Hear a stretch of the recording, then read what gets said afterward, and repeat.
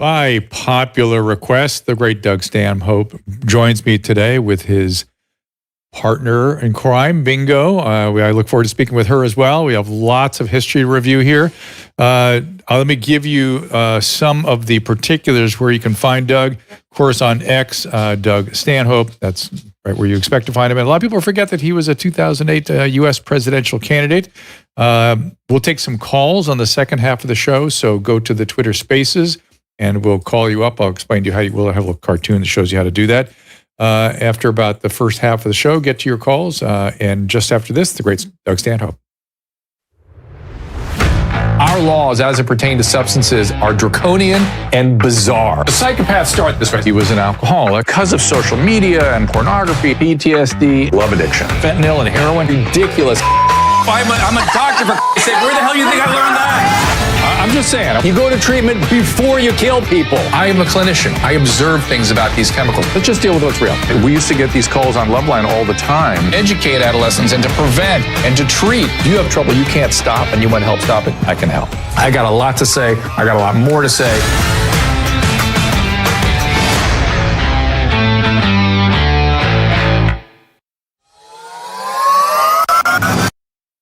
Are you one of the millions of American women and men dealing with premature hair thinning and hair loss? Or maybe you're scared about inheriting that thinning look because it runs in your family? Start 2024 with a real solution that delivers results without the harsh side effects or unwanted chemicals and no need for prescription. Provia uses a safe natural ingredient, Procapil, to effectively target the three main causes of premature hair thinning and hair loss. By supporting healthy scalp circulation, the delivery of nourishing nutrients, and healthy hair follicle anchoring to your scalp, Provia guarantees more hair on your head than in the shower or on your comb. Right now, new customers save over 50% plus free shipping. Every introductory package includes a full 60-day supply of Provia serum for daily use, plus the Provia Super Concentrate for faster, more noticeable results. Don't wait. Order now to save an extra 10% and get free shipping at proviahair.com/Drew. That's PROVIAHAIR, proviahair.com/DREW. As a physician, I am deeply concerned about efforts to erode the doctor-patient relationship.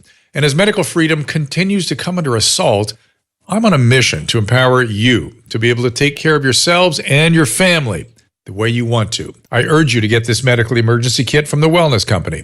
It contains essential prescription medication you should really always have on hand. Here's Dr. Peter McCullough, Chief Scientific Officer. It's a very broad and diverse medical kit, can handle everything from a urinary tract infection, a fungal infection, a bronchitis. People can, via telemedicine, get their questions answered and get on the right track. But it's basically an at-home formula. Yep. For the first time, people, instead of being held captive by an urgent care or by a doctor's office or an ER, they can actually do this themselves at home. Save yourself the wait and the hassle and feel better faster.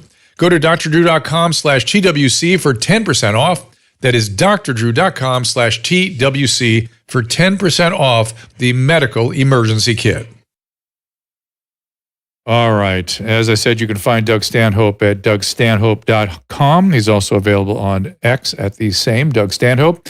And Caleb, if you wouldn't mind throwing up the schedules coming up here. I can't quite get my microphone. There we go. Coming up here, that's who's coming. Joe Latipo on the 31st. Kelly Victory, as I said, is returning on February 14th. She'll be here on Valentine's Day with Alex Berenson. You see the list there. Check it out. Again, it says, I believe all the shows are 3 o'clock Pacific time, but do check in with us. We'll let you know for sure. And don't forget to get on our email list so you can get, and go to drdrew.tv and we'll send you out blast when the show is coming along. All right, so as we say up there on the screen, we are going to be in Twitter Spaces. I'm right now joining it myself, in fact. And Doug and Bingo have very kindly agreed to stick around to take your calls as well. So please welcome Doug Stanhope.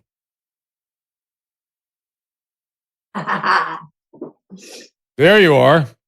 Which one is Doug and which one is Bingo? I'm confused. Bingo, don't confuse Bingo's headdress for any support of anyone in the Palestine conflict. It just happened to work. Understood. It's a non-political gesture with the bunny headdress. I get it. Is it cold where you guys are? It's pretty chilly, yeah. Yeah, it's about 49 Hey, tell degrees, the- which is freezing. Tell the story how you ended in Bisbee. How did that happen to you guys? I mean, you were touring comedian forever, and then all of a sudden, there you guys are out in the country. This was just a weird little stop that I found between gigs, and I had 3 days off between Phoenix and El Paso gigs, and I lived in LA at the time, so we just kept coming back to this weird little town. It was so just immediately when you drive through the tunnel, it's like captivating. Like, where the fuck am I? So I just kept coming back to the point where I had to leave LA at one point, but just it was too much traffic and too much people, and I said, why not move here? And I've been here for 18 years. That's amazing. And you guys love it there. And Bingo, how have you felt living there? Oh, man. Well, we got together after my first mental institution hospitalization. And so this is home for me. This is very mentally mental illness friendly here. It's a population of Nice. 5,000. And yeah. Lovely. It works for me. I like that. I revisited before the show the foreword I wrote for you for "This Is Not Fame," right? And I laughed out loud. It's a lot of it. I've forgotten exactly what I said, and I thought I'll stand by all of this. But it reminds me of I love the fact that they embrace people. That's people come in all kinds of interesting varieties, and for them to shun you or to make you feel different or whatever, for a small town, that's very appealing. It's an artist town, but like really broke ass artists. So you get a lot of mental health cases to the point where you go, okay, how much am I really going to defend mental health? My girlfriend's mentally ill, but she's not mentally ill at you like a lot of these people. It's a lot of meth mixes with the illness down here. Oh, that's different. Yeah, no. Meth is a different deal. That creates a brain disorder of aggression and violence. In fact, there was a guy named David Smith, who's an old-time addiction guy. He ran the Haight-Ashbury Free Clinic. And he and another guy, I don't know if you remember growing up the term speed kills. Remember seeing that around? Speed kills. And that was when it really, after the aftermath of the 60s speed epidemic, meth, it really was all kinds of pills at that point, primarily. Black and he told me once, that. The Black Beauties, exactly. And he told me at the time, he goes, we didn't mean that speed killed people. We meant the people on speed kill. And I thought, oh yeah, that's the fact. They get very, very aggressive. It's interesting. I think of that as a brain reaction, not as a mental illness, but it is technically a mental illness, I guess. It's meth psychosis. Awful. Yeah, when you see him doing that dance in the middle of the Circle K parking lot for a few hours, you don't say that's a reaction. You go, that guy's fucked. Wait, I call that Saint Vita. I call that Saint Vita's dance because sometimes it includes a lot of kind of wild movement. I know it when I see it. That's for sure. So in this book, I didn't remember that you dedicated to some of the folks that helped with Bingo, right? Do you remember that? Yeah. The two doctors that basically saved her life. Mark and Susan Bazell. Susie. Yeah. The two doctors. And Bingo, and Bingo's been great for a long time. In the early days, I didn't have health care forever. And so at one point I had an umbilical hernia that needed repair. And I just put out on my website back when such things existed. And I said, hey, if you're a doctor out there and you want to trade free surgery for a complimentary T-shirt or a CD, and I got it. It worked. And then they ended up being the same emergency room doctors that saved my ass when she had her traumatic brain. Oh, wow. Yeah. Oh, my goodness. Amazing. Well, and Bingo, is there any significance to the Sgt. Pepper style coat there? No, I collect weird shit, and I don't know why I put it on today. No significance, no. So I fell in love with Bingo when she sent me her box. So I want to show you. I want to show you Bingo's box. We found the box. Susan found the box. This is the Bingo's box, and we've got some of the contents. Some of the contents still are in here, which are beautiful, and you can see with unfeigned gratitude. Thank you from Bingo. Oh. Yeah. And so it has been in this room. It's been, it was in, I sort of have a screen I'm looking at here, and it's been under that screen for, God, as long as we've been doing this show. And it used to be up in our bedroom for a long time. We brought Bingo's box into our bedroom. That's what we did. And before the show, why don't you share, Doug, what you said about me saying Bingo's box over and over again and it not having any consequence. Just that I thought it was impressive that no one was swinging at the low-hanging fruit and making a vagina joke. And then Susan chimed in and went, Bingo's box.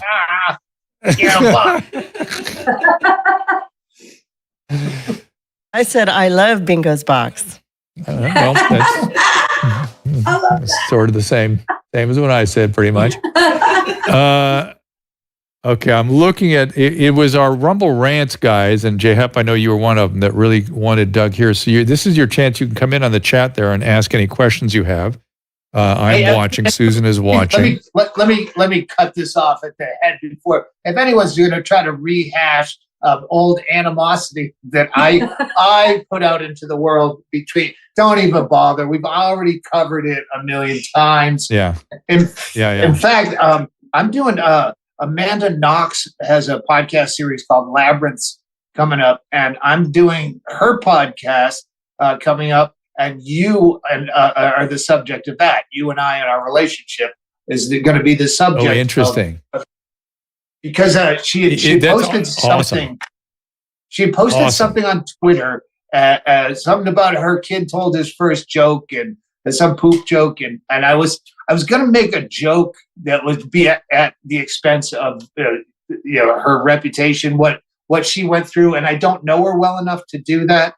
And these are things I've learned through you and other people I've made fun of, and then I go, oh, I wish I could take that back. Wish that person hadn't heard that. And so then that's now the subject, because she's on the other end of that. That will be the subject of our podcast, is you. Oh, fantastic. And it's just about taking that beat, right? Just taking a beat and going, I wonder how that's going to land. It's funny. But I wonder if it's going to have the effect I want it to. I wonder how it will land on the person. Right. Yeah, you really, when you first started out, where I was just doing CDs in the late 90s, and there's no such thing as Google or YouTube. You could make fun of anyone as a human being and no thought they'll ever find it. Where are they going to find this? Doug Flutie. Right.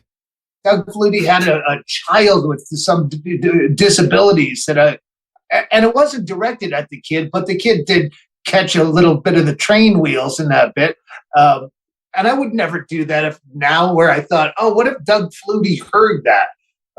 But sometimes it's too late. And sometimes you don't know whether someone's a great guy until Bert Kreischer says, oh, no, Dr. Drew's a great guy. Yeah, I talk to him all the time. He was the midwife to us becoming friends. Oh, is that? I had no idea. I didn't know Bert was involved with that. I had kind of helped invent Bert. He told the machine story for the first time on Loveline when he was, I think, co-hosting with me.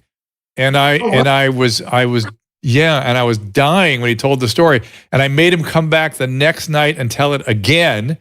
And when he finished the second time telling it, I said, dude, that's your movie. And that was the movie. How do you get to stop telling it? I know. We just saw him at concert in Massachusetts, and he's still telling it with his shirt off. You started this. You ended Dr. Drew. I mean, if it works, you got to stick with what works. Drew's fault. So, yeah, it is my fault. But it's someone, Jen Hollywood is shouting out to you guys. And she says, "How's the Adderall jewelry I made for you holding up? Did the capsules break?" So great. Oh, that was so great. God knows where any of that is I don't anymore. know, but We have just, I don't want remember- to kick the dead horse, but we had a house fire a year ago. It wasn't major, but because they found asbestos, this entire house was like pulled down to the beams, and we just after a year got back in, and so most of that shit just went to a thrift store at some point, or it's still not found from being in storage. They had to clear out everything. As you can tell from the hoard behind me. That is so sweet, though. And It looks good now. I like the backdrop. I know, it's all over the... So Jahep 767, your biggest fan, wants you to run for president again. But there are a few calls. He wants to know what are your thoughts on COVID and how the lockdown was handled? Very serious. I was so incredibly self-involved for that. The idea that I could just stay home indefinitely and have no responsibility was everything I wanted out of life. And I still try to look back and think, if I were 25 or 30 years old instead of 50 or 55 years old, when I was a headstrong libertarian without even knowing what most of it meant, I would have definitely been. I would have been out, licking door handles. I did actually. I licked one locally, but but yeah, I would have. I did make a habit of it. I for the first month, I did a full 30-day news purge. I wouldn't even listen to gossip. I don't want to know anything because I still have no idea. When Rob Schneider is soberly talking to you about ivermectin, you go, "All right, what's even real anymore?" Where do I live? Well, I want to go back to the book that I wrote the foreword for again. I actually thought I had two thoughts when you very kindly asked me to write that foreword. And I recommend the book. I was looking at the Amazon ratings, and it's 4.5 stars. It is, if you like, I don't understand why it's not a classic. I'm quite serious about that. It is, the people that like and revered Hunter S. Thompson, this is more. There's a lot more wisdom. There's a lot more adventure. Just more. So please read it. Okay, fair enough. Well, like you said, you don't really remember it, so but the two thoughts I had when you asked me was, first I thought to myself, and I think I even asked you this, can't you get Johnny Depp to do this? Because you and he were friends at that point. And I never asked you, how did that happen? Oh, he just I got an email at one point, and he had already written the foreword for the first book. But by the time I go, hey, he goes, I haven't finished it yet. I go, they're like, he's stretched so long saying I haven't finished. They go, they're either today or they're not going to use it. So he just gave him what he had, which wasn't really, it was supposed to be a pages long run-on sentence, but it was only a page. He's just a fan, evidently. There's one bit I did that I get a few fans of notoriety because it was about, do you ever try to sleep sober? How do you do that is the premise. And I get a lot of fans that understood exactly what I meant. That's how I met Marilyn Manson. That's how I met Johnny Depp from that one special. And so, then we just, there's not a lot of booze bags left anymore, Drew. You kind of ruined all that. You ruined the fun, with the celebrity rehab where people are like, oh, wait, aren't we supposed to do those? Why is it not so cool? I promise they're around. I promise. But oh, shoot. Oh, I've just noticed that every really good comedian has a movie star fan. Like every have their own. Like you each have your own. Like Segura's got Brad Pitt, and I forget who Kreischer had. But I know there was somebody I saw the other day. You guys each. It's so interesting to me. It's like each one gets their own movie star. The few times I remember being jealous, Mitch Hedberg had a lot of rock and roll star fans, and I didn't even before I knew they were someone cool. Because I never listened to music. I've never been a music guy, but like the White Stripes and I think maybe Kid Rock, before I even knew who these people were coming backstage to see him. And that made me jealous. Rockstars are maybe a little bit cooler than actors. but you know what that's a symptom of is that I've noticed everybody in entertainment is not what they want. They wish they were something else. The rock stars want to be comedians or movie stars. The movie stars want to be comedians. The producers want to be directors. The directors want to be actors. Everybody is not doing exactly what they wanted to do, which is so odd to me. Drew Pinsky is the only one who is very satisfied being Drew Pinsky.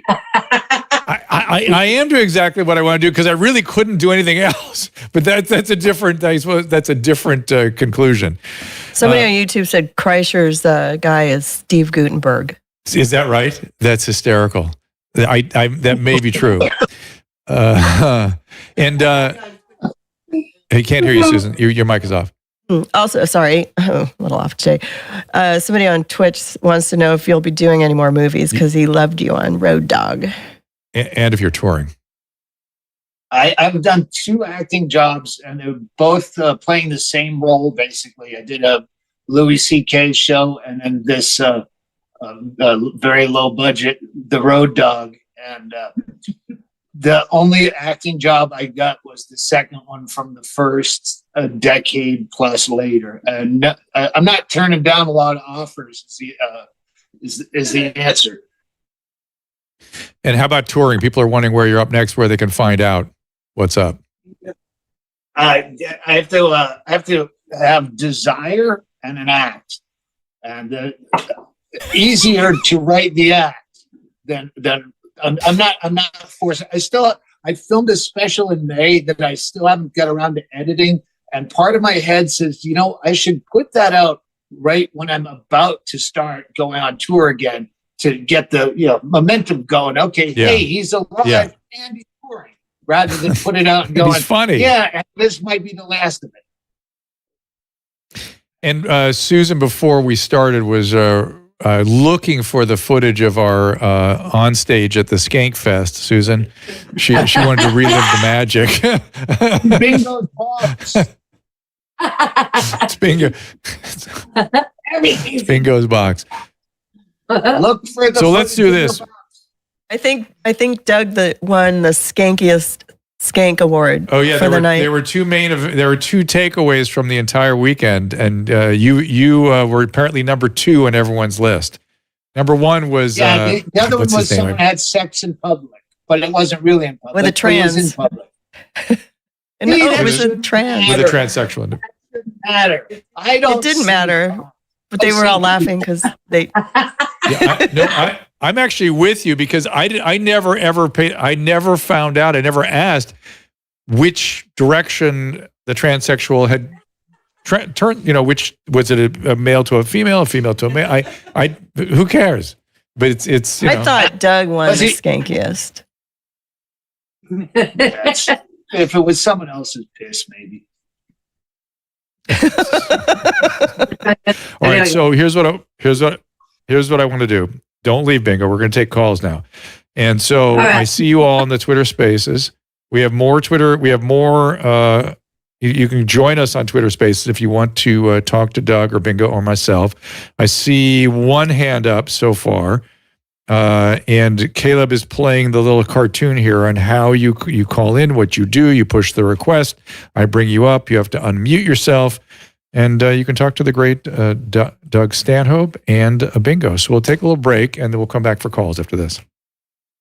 Okay, you're going to be able to... Ladies and gentlemen, let's make a resolution that's easy to keep and delivers immediately on its promise.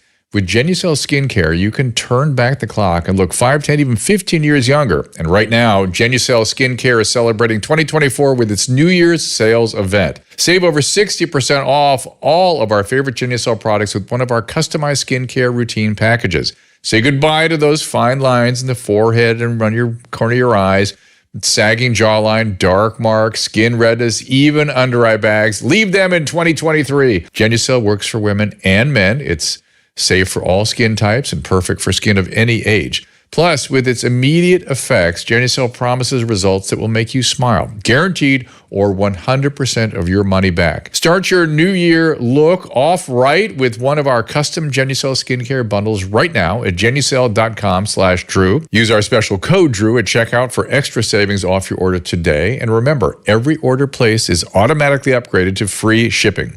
Don't wait. That is genucel.com/Drew, genucel.com/DREW. Well, most of my career I've been urging people to kick habits, change habits. Well, this time I'd like to suggest getting into the habit of adding Paleo Valley grass-fed bone broth protein to your daily nutrition regimen. Here's CEO Adam Smith. It's made from cows with 100% grass-fed and finished, and bones. They're bones rather than the hide. Most bone broth or collagen powders are made from hides or hooves, but ours is actually made from the bone because it'll contain additional nutrients. Bone broth is a way to bring back those nutrients, those minerals, and there's glucosaminoGlycans, and then there's collagen, which helps us prevent wrinkles and joint pain and actually heals our gut. There's gelatin, and there's just all of these ingredients that the modern diet has kind of left by the wayside. Susan and I have been mixing the chocolate-flavored bone broth literally into our coffee every morning for months, and we've noticed a difference in our energy, appearance of our hair, skin, nails. Susan's particularly very happy with this. The bioavailable protein also helps us feel satiated. That's the part I'm happy with. Paleo Valley bone broth also comes in vanilla and pure unflavored and can easily be added to your coffee, smoothies, yogurt. Go to drdrew.com/paleo, P-A-L-E-O, for 15% off your first order. Again, that is drdrew.com/paleo. We all know the value of a good night's sleep. We feel better, look better, have more energy to spare, but you could be missing out on all of those benefits if you're sleeping on sheets that are too hot or too cold or just plain uncomfortable. I have the solution. Cozy Earth bedding. Cozy Earth is the softest and most comfortable sheets, blankets, loungewear, and more. They use premium viscose from highly sustainable bamboo, and we sleep in them regularly. I wear their t-shirts. Susan wears their pajamas. Cozy Earth bedding comes with a 100-night sleep trial, which means you have up to 100 nights to sleep on them, wash them, try them out. If you're not in love, just return them within 100 days for a full refund. Susan and I love them. In fact, we have Cozy Earth sheets on our bed right now, and they made a huge difference in our sleep. If you've never tried Cozy Earth, we have some awesome news. You can save up to 35% off Cozy Earth right now. But hurry, this offer will not last. Go to CozyEarth.com, enter my promo code DREW at checkout for up to 35% off on your first order.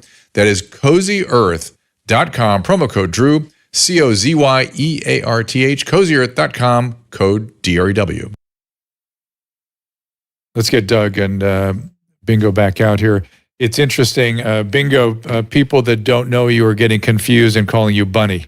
It's because of the headdress, which is hysterical. And and those that, the other thing I'm noticing reading particularly over on the Rumble side, your friends, your fans really are kind and really really love you guys. I mean, they appreciate what both you, which is nice to see. I honestly have one of the best fan bases in comedy. I'm not saying that ass kissing. Reputation wise, when we go to clubs, repeatedly for years, we can't wait for you to come back because your fans are the best fans. Even though they tend to get a little too drunk, they tend to tailgate a little too early sometimes. But they tip on almost rivaling a gay audience, which are always the best tippers. They're always polite. It might be rude to me, but they're kind to the staff. They do. They're kind to me here, which I'm not used to, and they really are expressing their appreciation and love for you guys. And they're just into it. So it's nice to see.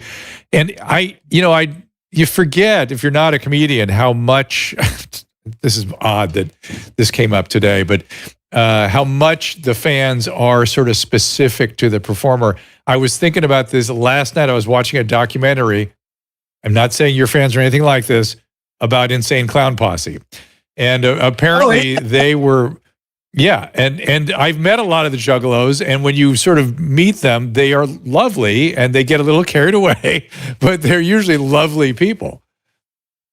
I was invited to do that, whatever, the gathering of the Juggalos. The gathering. And I was just a little too old. I mean, you caught me maybe 5 years earlier from when that invite, but I saw a documentary, and I'm like, I'm too old for the mud, and I need a Holiday Inn minimum. I'm not sleeping in some guy's trailer, no matter how nice he sets it up.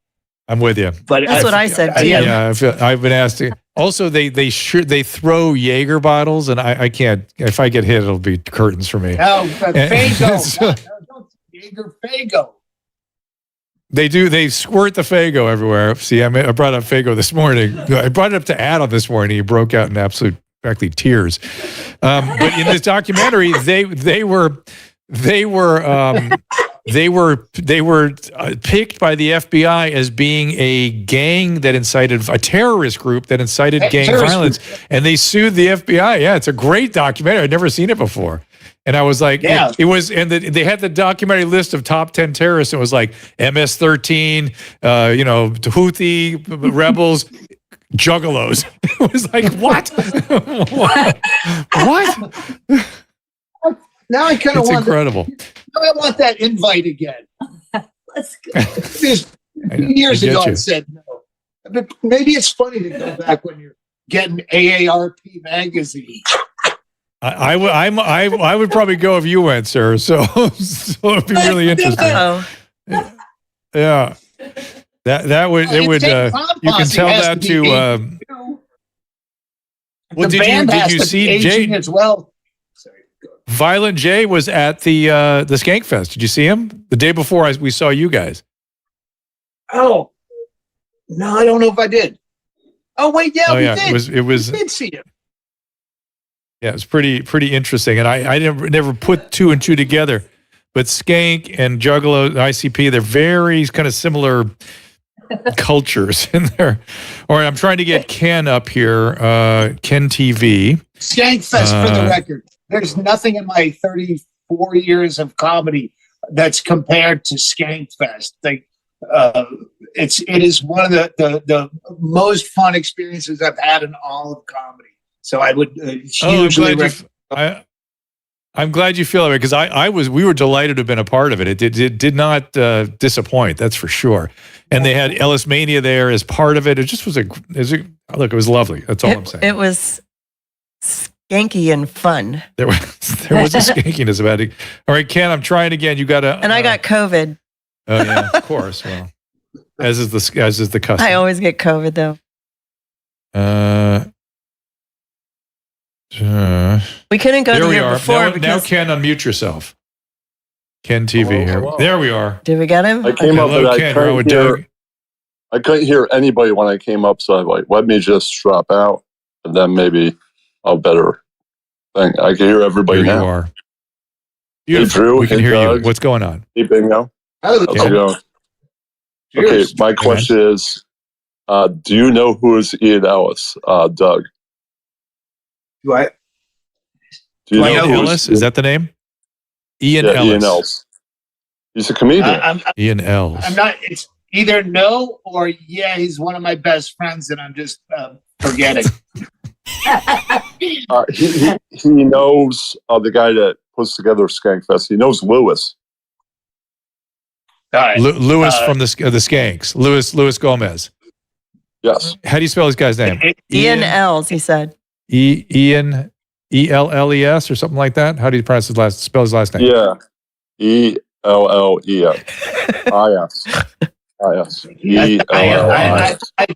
I don't know. Is there? If there's some more factual information where you go, you guys broke out of a Tijuana jail cell together, then I'll go, oh, that guy. But no. He's you know what? And that's not because his brain isn't working well. It's if you live in lots of different situations, like Doug's on the road or Doug's in Bisbee or Doug's at the Skankfest, you can't recall people unless you give the context. It's very weird. I have the same experience all the time. I have to go, okay. You're just giving me a series of letters at this point. Yeah. And you said, what else up? Drew, you said that Rockstars wanted to do comics. What about Def Leppard? They wanted to be rock stars. Is that what they said? I didn't know those guys. Yeah, that's why they made Pyromania and they had that. Well, I will tell you, Gene Simmons wanted to be a rock star. That was his plan. So I'm not saying everybody always, but I've noticed that there is a trend where people aren't quite what they wanted to be. Let's get Josh up here. Def Leppard, that one guy in Def Leppard wanted to be a two-armed drummer. Hey, Dr. Drew. Hey, Josh, what's happening? Not much. So I was wondering if, the connection between psychology and comedy. And I was wondering, because comedians tend to, Freud always thought that comedians will put something that's sort of conscious back into the unconscious. So that's sort of the nature of the joke, is that, we're all sort of having these things, thinking these things. And then the comedian says, no, you're not thinking that. And I was wondering and also I was wondering between comedy and psychology and also Trump, and how comedy has taken a weird turn once he started becoming very popular, because it's almost as if the comedians had sort of less to work with. And I was just wondering if you wanted to comment on that. because he was sucking up all the comedy? Yeah, in a sense, he was sort of controlling our unconscious in a way. He sort of talks in a way that's weird. Where we're all thinking. I don't like to think about that. Yeah, I know, it's weird. That's what I was thinking about. So I wanted to know if you had a comment on that. Doug, what do you say? I never really talk about that. Trump, from my perspective, ruined my style of comedy, things that I would talk about. He ruined those because he would try to do that, and he was so bad at it that he was just offensive. And I have the same problem with Facebook fan pages. I would hear that, everyone on there, they're fucking racist and fucking misogynist, because they're just trying to mimic someone and they're bad at it. So to me, what I do, and I feel gross talking about myself like this, but there is a fine line where you go, okay, if you do this poorly, it's like eating a blowfish at sushi. You cut the thing the wrong way, you're gonna fucking poison yourself and die. Yeah. Do you have your own personal? This is to follow on Josh's question. I'm sort of curious about this, and I'm curious what Bingo thinks about it too, frankly. But do you have your own? Bingo, are you awake? You good? Are you still with me? There you are. And are you? Like you all the way. You look lost in thought. All right, good. I want to make sure I didn't put you to sleep. But do you have your own personal sort of theory of comedy? Because people study comedy, try to figure out what is mirth, why do humans laugh, and comedians all have kind of different ideas about it. That's all that guy was saying. How do you break this down? I don't even know the basic terms are. I don't know what satire even means. That's for other talking heads to put together. I don't know why anything I've done is funny. I just do what amuses me, and then hopefully it works. Most comedians have a moment in their life where it hits them. They either get hooked on comedy, or they think to themselves, "I could do this. I could do this as make a living." Did you have a moment like that? Hang on, I want to drop this. It's such it's a very rare book, but it's a book. Kaufman was the author, and the name of it was "The Comedian as Confidence Man: A Study in Irony Fatigue." And it goes through humorists from Ben Franklin up to Bill Hicks and all of these Lake Wobegon Days guy, Waterhouse 5 guy, where they got so sick of having to hide behind the mask of comedy where they're not kidding. Like, okay, I'm using comedy because that makes it okay to say these things, but I'm not kidding. And it's one of the best books. And the closest I've ever come to deconstructing it was just, hey, wow, that was great. That was impressive. How about that? All behind the scenes. Damn. Well done. It's almost like he had mentioned it ahead of time, which he had not. I'm looking it up right now. There's a few of the. Oh shoot! What is show it up there again? I think it was a reprinting because I dropped the name after someone gave me this maybe 20 years ago. I dropped the name so much. I think I got an email that they did a small reprinting because I kept mentioning it. And what is it? And why did it? There it is. God dang it! And why did this speak to you so vividly? Just the same, just on the exactly factor where you go. That's what I know. Yeah. Only so many people have those stories where you go, because here's the refrain that bothers me, Dr. Drew, is where people go, "Hey, people, just relax. He's a comedian. If you can't take a joke," and you go, "No, it's not a joke. They're offended for the right reasons because I meant every word of what I said. I put a fist fuck joke at the end to put some spin on it, a little moxie and get a laugh. But no, I admit you're offended for the right reason." Like everything I said about Dr. Drew, I felt and meant, and I would still stand behind factually. I could go back and argue cases, which we did the first time we met. Like I would take out all the personal vitriol. I wouldn't wish you. What? I wouldn't want. I'm not quite as much. Susan, I'm not quite as much of an asshole. Yes, he doesn't want to kill me anymore. He doesn't think I'm quite as much of an asshole. Oh my God, that's so funny. The right way to personal growth with rehabilitation is to send someone boating with Gary Busey when they're at their worst. Things like that, I can argue are right. And back to my, I'm going to get Kathy up here in a second, but back to my question. Did you have a moment where comedy was like, that's what I want to do, or I got hooked on it, or most comedians can kind of think of a moment? No, I must have toyed with the idea. I wanted to do something. I moved to Hollywood at 18 to try to be an actor, and that didn't work out. And that was my own personal boot camp for life. Was I just showing up blind to Hollywood with $400 in my pocket, going, "What do I do next?" But then comedy was a boom when I moved to Vegas, and so there was an open mic at this bar every week, and I go, I want to do that. My moment was after I did it, and everyone said I did good, and I went, okay, I'll keep doing it. Yeah. First good night. First time you killed. I always love the language of violence in comedy. Comedians either kill or they die. I died up there, or I killed the audience. One or the other. Or ate shit. Shit. I ate shit up there. Kathy, unmute yourself, and for others that want to come up. You only drink pee. What's that?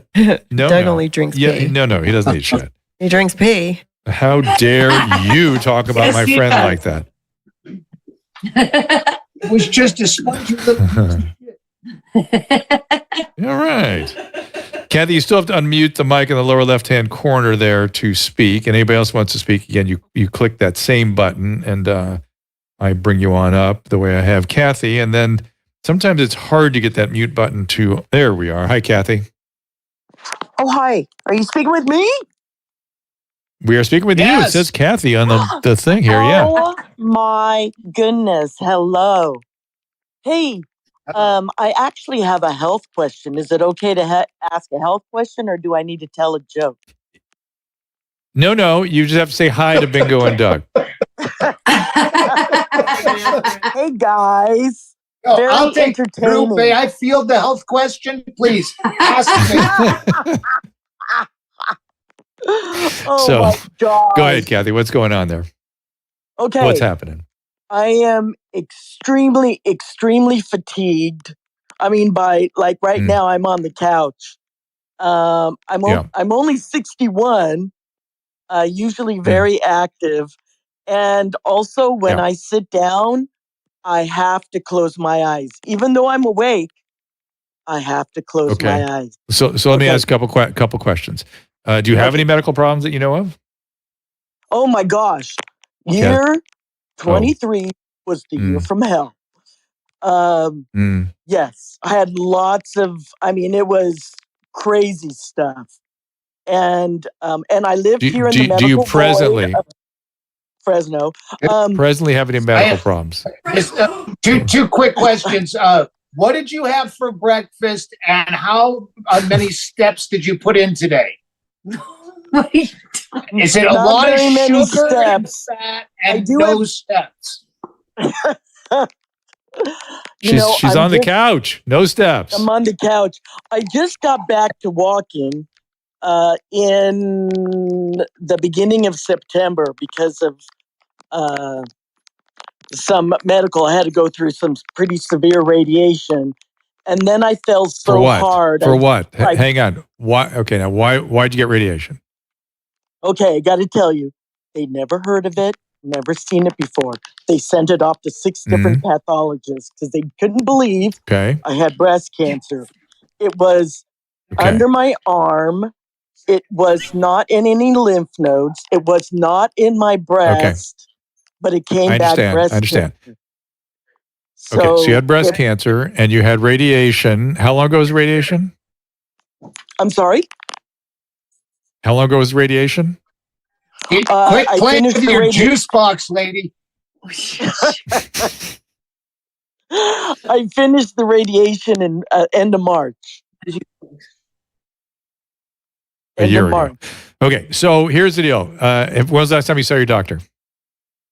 I see lots of different doctors. Today I just saw my diabetes doctor. I've been diabetic for 42 years. So, A1C 6.6. Okay, so Kathy. All right, so Kathy, I would have to sit and take your whole medical history. You have a lot of stuff going on. Just the radiation, the diabetes can be associated with fatigue. Your breast cancer can come back, of course, but you got to take this very seriously. It's time to go get a full medical workup. It's time to maybe get a PET scan again to make sure the breast cancer hasn't come back. It's time to get a chest X-ray.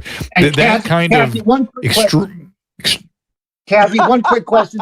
When you say you see a lot of doctors, are you like on a podcast call-in circuit?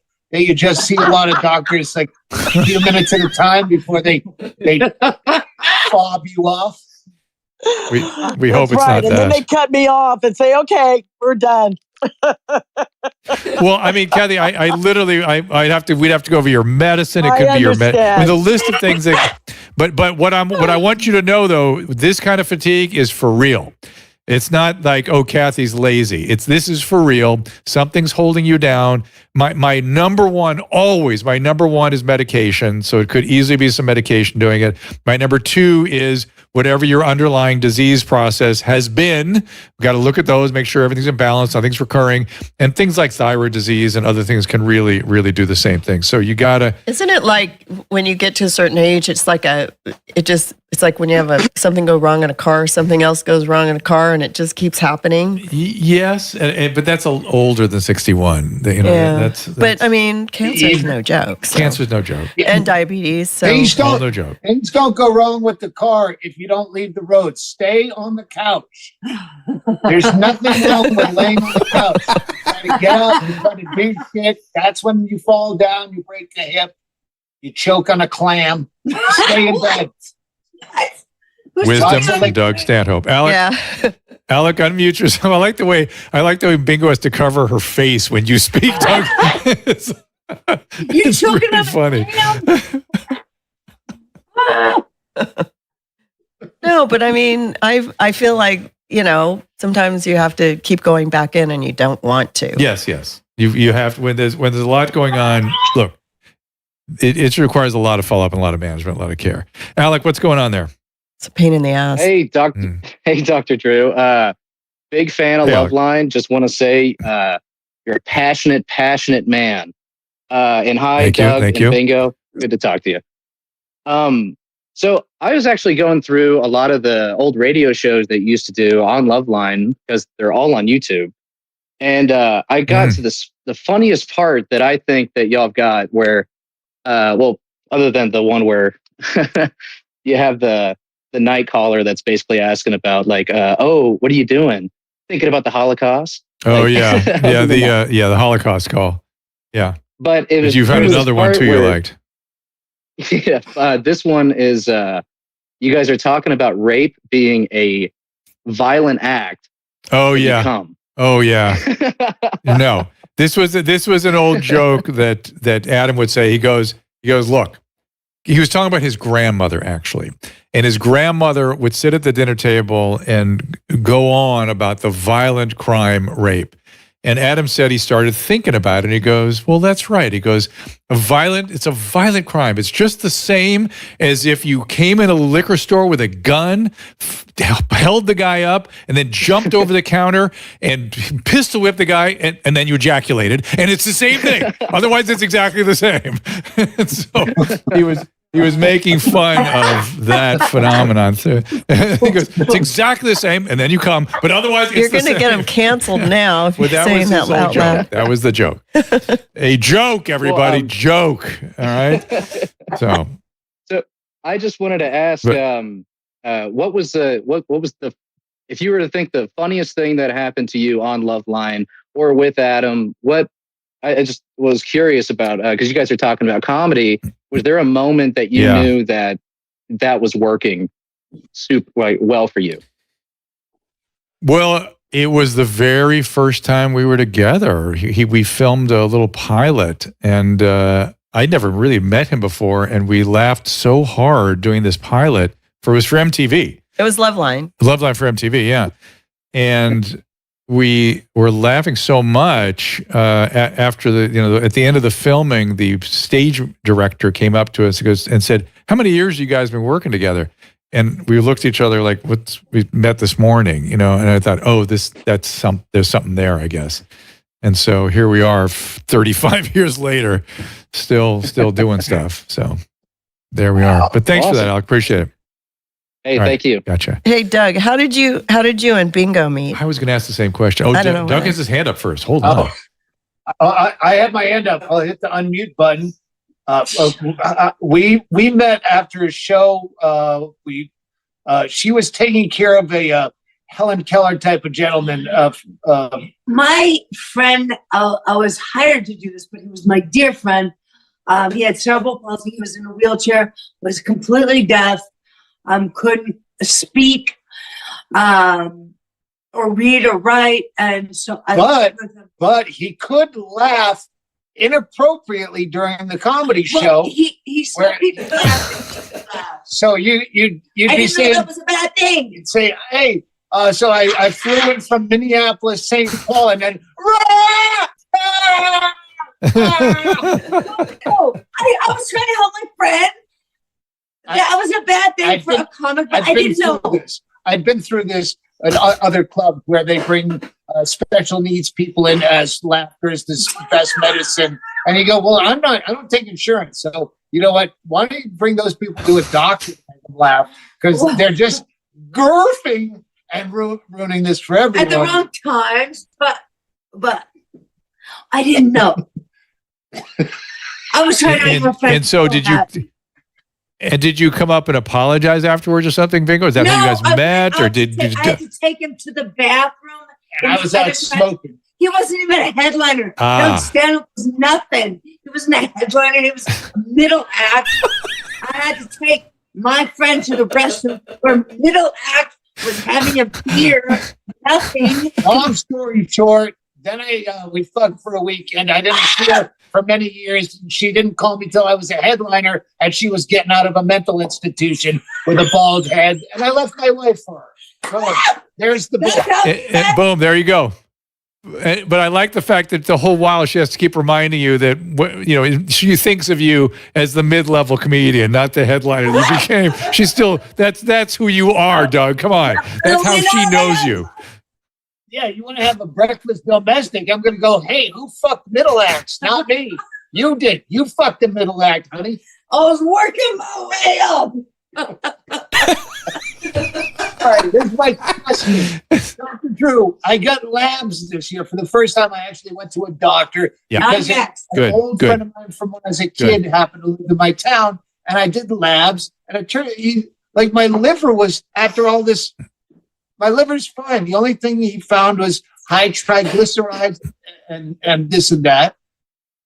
And since did then, you have a low H? What are you doing for the triglycerides?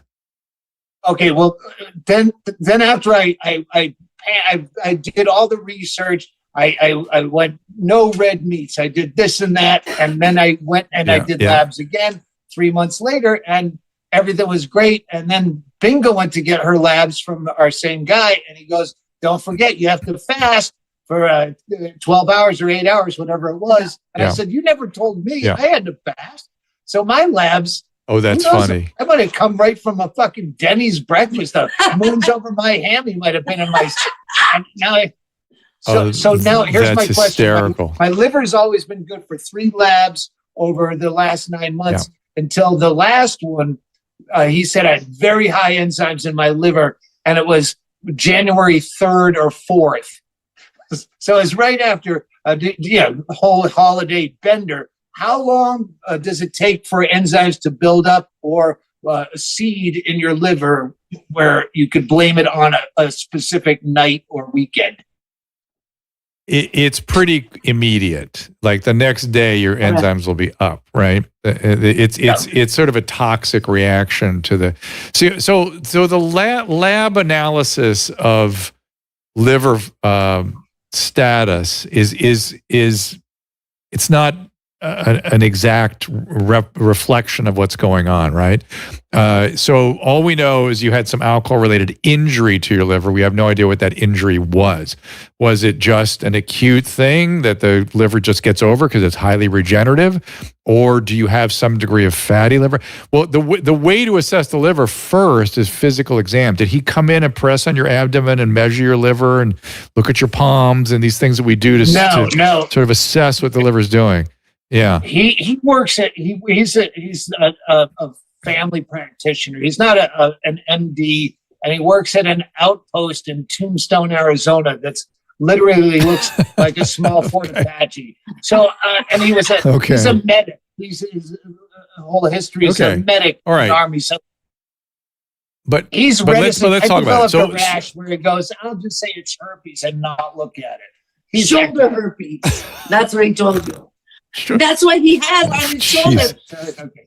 Yeah, shoulder herpes. Maybe it was shingles. Maybe it was shingles, though. Shingles is a type of herpes, and it was shingles, And so that's why I self-diagnosed very well, and I think it's very mild. Good. Shingles, good, which can certainly happen. But liver, it's actually, for a male, it's actually hard to get cirrhosis. Males don't get cirrhosis very easily. Sometimes they have enzyme deficiencies and things and can be prone to it. Women are about 5 times more likely to get cirrhosis than men. So for men, what we typically get is something called fatty liver. And sometimes as part of that, you can get something called acute sclerosing hyalonecrosis. The simple name is alcoholic hepatitis. And you can give yourself an alcoholic hepatitis episode with a bad binge, but the problem with alcoholic hepatitis is it tends to move to cirrhosis. So most men just have, acute fatty liver kind of thing, which is the liver is just inflamed and enlarged, that kind of thing. And the oxidative state of the cells in the liver are pushed towards fatty acid production. And that's not a healthy state to be in, but it's a totally regenerative state to have been in.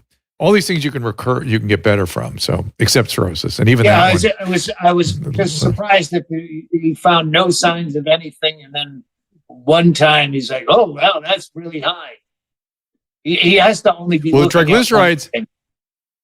Right, the triglycerides also can be associated with the liver all 3 times. Oh. Yeah, the triglycerides. The one time. Triglycerides can be associated with liver sometimes, It could be liver sometimes. It could be pancreas. Your pancreas doesn't like alcohol and it gets inflamed. It could be associated with high triglycerides. And a little known sort of fact about, observation about triglycerides and HDL is restricting carbohydrates make that better. That insulin may have a lot to do with HDL and triglycerides. So there's my medical primer for the day. All right, let me see if we got another. Well, we have another call for you. This is Jonathan. Jay Hepp, why aren't you calling in here? We got all these people over on the Rumble Rants. Yes, somebody put the cirrhosis is more common in females. Bingo has a Tardive dyskinesia question if you can't get Jay Hepp on the phone. Oh, go ahead. I don't see any evidence of that with her. She looks good. You're not seeing it because I'm not walking around, or like that's why I have this. That's why she's drinking out of plastic. Yeah, I definitely have caught whatever. I have Tardive dyskinesia for sure, and so I am definitely self-medicating myself. I think out of it because my doctor, whoever the guy is, wants to add more medications as Parkinson's disease medication to my totally packed medicated world to get me out of this. And I have Tardive dyskinesia from what I understand because of my psych meds. So adding another medication, I don't think is going to help me. So instead of that, I have that medication, but I don't take it. I am starting to lower my medications to fix it myself. I don't know what I'm doing. Well, that's interesting. I'm generally a fan of de-prescribing, right? I'm a fan of that. I'm doing it by myself. Most people end up. Well, I know that's not so great, but people usually end up on too much medication, and then doctors just leave them there. And I'm a big fan of getting off everything you possibly can. The reason now, Tardive dyskinesia technically is usually face, mouth, that kind of thing. Tardive akathisia is the legs, the moving of the legs all the time. Are you having the leg movement thing? It started, sounds noticed in my face for sure, but it started really hitting me in the wrists. And she's always had a little bit of this. But, yes. And I only noticed it because she had told me she's drinking out of plastic now because she feels like she's going to drop glasses. And that's when I saw a commercial about Tardive dyskinesia, which I am always associated with the mouth when I make fun of elderly people in my act. So when I saw the commercial about a guy dropping things and at the antique store he works at, I'm like, wow, I didn't know it was it's definitely here. It really bothers me here. I will not take glass. But it's in my And to be fair, now. there are two new. Yeah, there are. I don't know if you feel like moving around all the time. That's more the akathisia, but there are two new medications that are good for it. I'll just tell you, it's Ingrezza and Austedo. Those are the two meds that they typically use for these things, and that's the commercial that does. Thank God they're advertising medication on TV. Jonathan, you have to unmute yourself there. You have to. There you are. What's up, man? It's an anti-Parkinson's disease. Yeah, I saw that anti-Parkinson, which kind of goes at the more akathisia type stuff. So it's interesting. But you talk to your doctor. I'm in no position to go ahead there, Jonathan. I know where's Jay up. Can't believe I'm talking to you. Hey man, huge fan. Listened ever since Loveline days. I've got a question related to addiction. Something I don't think I've ever heard you mention is hoarding type behaviors. Is that an addiction symptom? I've got a sister that's sort of presenting. Well, I mean, sometimes, hoarding can be associated with almost any mental illness, right? But not typically with addiction unless it is meth. Meth, when you see people with lots of stuff hoarded on the streets, and particularly when you see things dismantled, like they're taking apart TVs and radios and bicycles and stuff, that's always meth. So yes, it could have some relation to addiction, but that's not a typical addiction thing. So thank you there, Jonathan. I'm going to try to get through a couple of people here quickly because there's a lot of people suddenly on the lineup here. This is nope, her mini mind dropped out. This is Andy. And I do have to wrap in about 5 minutes, guys. It's so good to see you guys. When you're out here, please, or if you're new, we just got to. It was just fun seeing you guys. I'd never met Bingo until we were at the Skankfest, and it was a delight to spend time with her. I got to tell you, that was one of the highlights of the weekend for me. Yeah. That's so beautiful. Andy, what's up? Andy. Hey, Dr. Drew. Andy. Hey, it's Andy. Hey, Doc. Hey, Andy. Hello. Hello. This is my best friend in the world. Hey, so I got a medical question. I got this. All right. I had to think of one, but I had have it, I guess. And I wake up with like this stabbing pain on the top of where I had the Whipple surgery done. Oh boy. Familiar with that? Yeah. So it feels like did you had pancreatic? Did you see a pancreatic cancer? Yeah. Yeah. You had pancreatic You're cancer. listening to a So dead Whipple man. procedure. How long ago did you have the Whipple? Years ago. How many years ago? I can answer You for were him. breaking up a little bit. Hang on, Dr. Drew. Go ahead. Andy is my best friend, and he also has a podcast with Greg Chaley, where this is part of the podcast. Is he's never getting connection, and he can't figure out shit. So I'll answer for him. All right, good. So, I don't know. Shayla's not here. he was out there. Okay. Anyway, so, yes, Andy is right that pancreatic cancer is very, very serious, and a Whipple's procedure is a massive operation. It's one of the biggest operations that humans can go through, where they essentially remove the pancreas and change all your plumbing, let's just say, from your liver, your small intestines. It's just a complete revision of that region without getting into the details. And I got to say, we are doing so much better with pancreatic cancer these days. I don't know if you've had a bunch of chemo and stuff, but man, it is responding and it kind of exciting what's happening there. So I'm glad you're with us, Andy. Okay, so can you write me a prescription for pain meds? Now, anyway, you know what? That might Beautiful. unpredictable, this pain, and it comes on, and I don't know. I just feel it coming on, and all of a sudden I'm in pain. And is there a preventative pain med I could have so that it's a bummer? So I don't know about Dr. preventative, but it is a bummer. Go ahead, Doug. We went to a Lansing Lugnuts AAA baseball game when we were on the road, and he tried to catch a home run, but it hit off of his forearm and left a small welt. And he went to the medical tent and tried to get pain meds For the welt. So yeah, anytime there's Andy, pain meds, you're cute. AndyAndrus.com. Andy's cute. All your pain meds.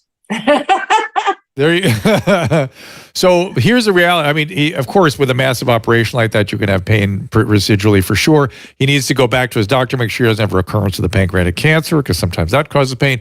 But absolutely, I can't prescribe it. I'm not your doctor, but you should have pain meds for pain, for your cancer patient. For Christ's sake, we've gone so far. Look, listen, man, I was very worried about the opioid crisis and the overprescribing and all the bullshit that my peers did. But now people that have legitimate pain can't get pain meds. It's absolutely insane. And I can't believe how pathetic we are in my profession. We can't practice medicine properly. But here we are.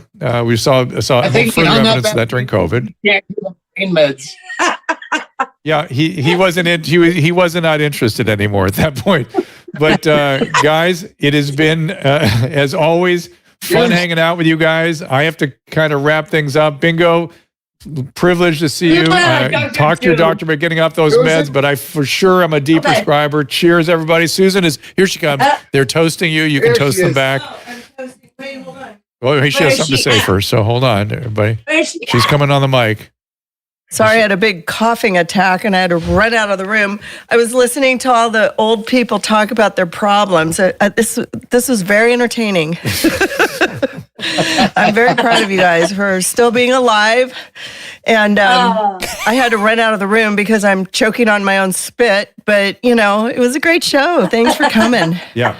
And we will hopefully hook up with you guys some way. Do you travel with Doug very much, Bingo, when he goes around? A lot. Yeah, we're going to on right. tourism tomorrow. We're going to Rochester, Minnesota to go to a dentist that doesn't lie to us. To go to teeth clinic. across America to get our teeth. We go everywhere for no reason. Well, enjoy. Cheers. And I'll see you guys. Hopefully, weird. We'll meet in an airport bar. Yeah. 100%. Sooner the better. All right, guys. See you. Love you guys. Thanks. Yeah, love you guys. And always never disappoints. I'm anxious. I'd love to hear that interview he's doing with, what's her name that was arrested in Italy? Amanda Knox. What's her name? I already blanked in there. Amanda Knox. Wouldn't that be interesting? Yeah. You should seem go very on her interested in show. that. Yeah. No, I mean, that's a story Happily, that maybe. that'd be what a great little, there's so much you could talk with her. After Doug does that, I remember, if you remember, we were reporting it all the time on HLN. We were following that thing. Oh, yeah. I always felt she was innocent. That's why I still maintain that. But be that as it may, I got to run out of here. There's the upcoming show. Our next guest is Jim Brewer, and he does not disappoint either. So We have a big problem. Uh-oh. I couldn't find the TV controller. Uh-oh. Why is that a big problem? I don't know. It just makes me feel old. Oh, no. You have to find it before you leave. Okay, then. This whole show made me Makes feel me old. feel old that you said that, but okay. Isn't that a crisis when I'll you find hit it. your 60s? No, I don't think so. You forget where you put your teeth. Okay. All right, everybody. We will leave it at that. We've got a lot of great guests coming up next week. I still have all my teeth. We That's are good out news. tomorrow because we are going to have to go to Florida. We're going to the Hall of Fame. I mean, The Podcast Hall of Fame is in Orlando, and Drew is going to be giving Adam Carolla his official Podcast Hall of Fame award. But of course, Adam won't be there. And then we're going. He's sending a video. We're sending a flying to video. Orlando, He's sending but a Drew's going to be hosting it. And by the way, it will be live. So we'll post the links up on Twitter. So if anybody wants to watch the show, you can see a bunch of people you don't know, and then Drew give the award to Adam. And then I believe we're doing Dave Rubin on Monday, right? Yeah, you're going to be on Dave Rubin on Monday. Dave's We're going show to head on further south. It turned into something good because Dave asked if we were going to be in Florida, and I go, well, we'll be there on Monday. He goes, let's do it. So we're going to fly down to Miami, and I'm going to get a tan and maybe get rid of this runny nose. I have to go, ladies and gentlemen. We're out tomorrow. Oh, and Russell Brand's show is going to drop. I did Russell Brand this morning. So if you're a Locals fan, you might have seen the Russell Brand free, what does it call it? Stay free? Stay free, yeah. And we did it on Locals today. They're going to be uploading it on Rumble tomorrow. So you get to see the whole interview. They schmoozed and they love each other again, and I was really happy about it. I couldn't sleep last night. I was so excited about it. I woke up at 5 o'clock in the morning, and also dying because he left me a lovely. I know he wants to hang, so he'll be on this show soon. Good. We'll have another comedian here, but I just want to say I love having comedians on this show. Sometimes it's nice. It went away when you were doing your mom's house because you did it all over there. But Right. I really love having the humor here. We do a lot of really important stuff, but it's so nice that we have the opportunity to bring people in here and chat about our lives and the fact that be happy that we're still alive. You and I know an uncanny number of It's comedians. weird. It's That's weird how, when we started your mom's house, I had your 60th birthday and you gave me your Rolodex. I had my Rolodex. I was like, shoot, we know everybody. Comedians. Yeah. And everybody showed up and I was like, we can probably put a show together. But Drew and friends. Yeah. And honestly, guys, Yeah. Honestly, guys, like during the whole pandemic and lockdown and everything, pretty much comedians were the people that were speaking up and making fun of all that nonsense with lockdowns and mandates. That's why I feel like comedians for a good fit really year well. They were not. Yes, then they got right. sick of for it. a while they were, and I kept asking, where are they? Where are they? They normally speak up about they're stuff like this, still a and little now they gun are. shy. I mean, I know that the topics here, like one of the questions they're going to ask, we have to go to a fireside chat on Friday at this podcast Hall of Fame thing. They're like, are you able to monetize with the kind of content that you're doing? And I was like, I thought about it like we've done sex and COVID, and somehow you've been able to stay alive. Like it is really hard. I mean, guys, I do have to go. But anyways, Yes. I'm just really excited. Theorize about our lives and careers. I'm just really excited to have comedians on, and I hope that the fans like it too. Well, I know I please talk too much. Send. Do you want them to send the information to contact if they do like it, or if they want other comedians? Yeah, Yes. I mean, Contact Joey Dr. Diaz is Jeff's next. I don't have I would Joey love Diaz in my phone. We can get him. All right, through you Christina, can through try. Christina. You can try. All right, I'll try. Because I love Joey Diaz. Tom Segura would be great. I'd love to have him on, and also Christina as well. But that they're so busy. Yeah. So okay, guys, we'll see you. We're Ta-ta. out tomorrow, Tuesday at 3:00. See you then.